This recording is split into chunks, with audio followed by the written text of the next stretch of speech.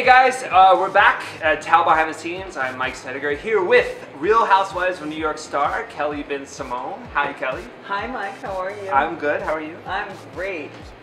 Can we just talk about this background here? Yeah, how it's cool really, is this? it's nice, right? Okay, where do these little people come from? I love them. I want them.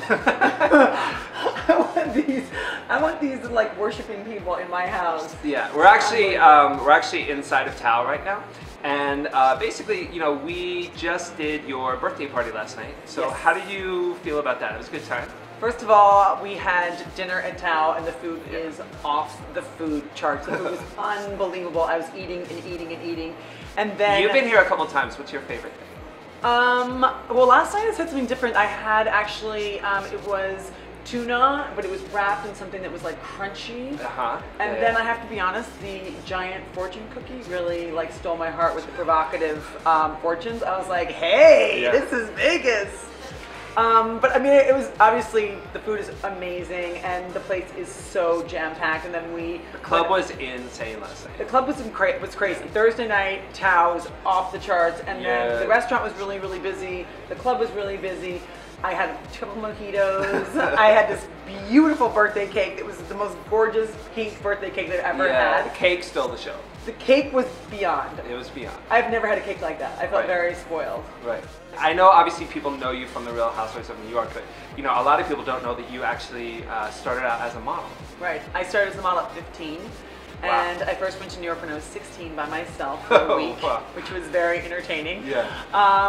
And I went to college. I went to Trinity College in Hartford, Connecticut.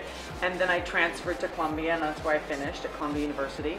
And when I was at Columbia, one of my professors, who's actually my mentor, told me, he's like, you're modeling and you're traveling all over the place, so why don't you ask these editors if you can write for them and just do it for free?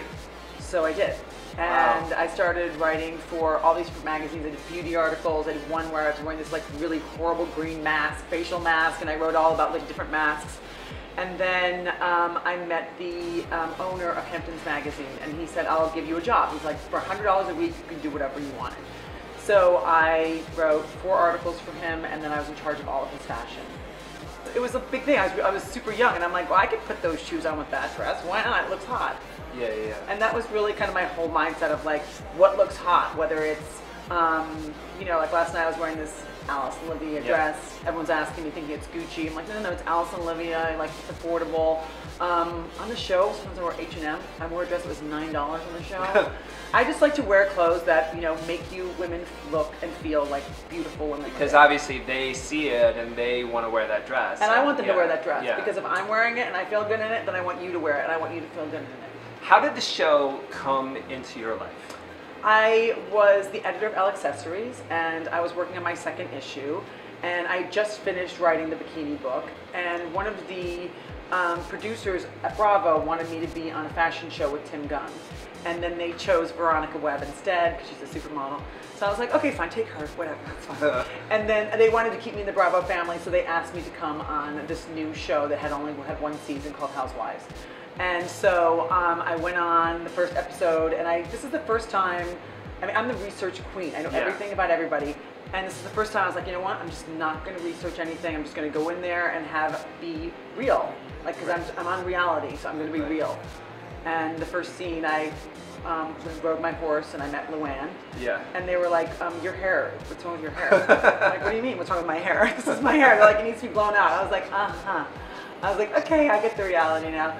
And so I just had fun with these women. I was trying to help them open up and be more organic. Right. But they didn't want that. They wanted to be dramatic, and they wanted to have their moment. And the fighting. And the fighting, which was actually fun for me too, because it's so out of my comfort zone. I'm not really used to like fighting with women. Now, as far as this season, I saw last night's episode, and there seems to be some tension going on between you and Ramona. Yeah. Is that something that's going to be continuing throughout the season? Can you give us any hints? It is something that continues throughout the season. It's funny because there's a shift in our relationship. Yeah. Where beforehand she was trying to like tell me that she's the star of the show, and that she's going to tell me who I am and what I am, and she, you know, her line is something like, you know, I tell the truth, and if you don't like it, that's your problem. Well, her truth, it's the truth, and more, it's the truth according to Ramona, which means the false truth. And so I won't put up with it, and I don't want to be around it. So if you're going to be honest with me, you can hang out with me. And if you're not going to be honest, then you can't, because I'll just do sand angels, or I'll do whatever I can to get away from you. Right. Because I can't run away from you. Yeah. But I will do whatever I can. You know, Chief and I, my dog Chief, will just, you know, walk circles around you until you leave us alone. I want to talk about your jewelry first of all. What are it, like these pieces, for instance? Well, first I want to say that, you know, this show has been an unbelievable opportunity for me. I mean, you know, I was behind the scenes for so many years. I mean, even as a model, people would look at me and say, I reminded them of their cousin, and I was like, okay, whatever, that's cool, that's sweet. And now people are recognizing me, you know, they know my name, they know a lot about my life, they ask me about my kids, my dogs, and so it's been a great opportunity for me to show and convey the things that I love. And, you know, one thing that I learned from working in the fashion industry was that, you know, yes, there's beautiful things, but why can't everyone have it? And where can people get it? They can get it at Dash, at Wink, and W Hotels. Well, thank you so much for stopping by. I know we're actually gonna leave. We gotta go. We're gonna continue the birthday celebration right now. We're gonna head up to TAO Beach. So thank you guys for tuning in, and we will see you next time. Thank you so much. Bye. Thank you.